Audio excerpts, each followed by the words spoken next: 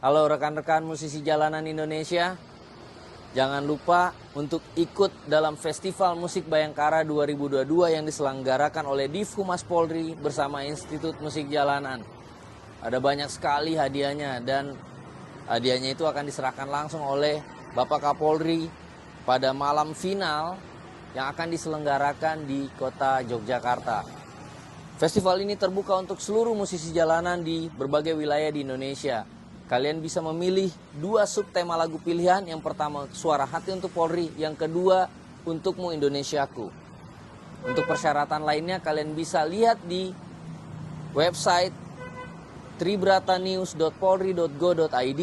Kalian bisa daftar di sana, dan untuk submit karyanya kalian bisa membuat video dengan mode landscape dan kalian minta bantuan untuk ke Polres dan Polsek di area wilayah kalian untuk submit karya kalian.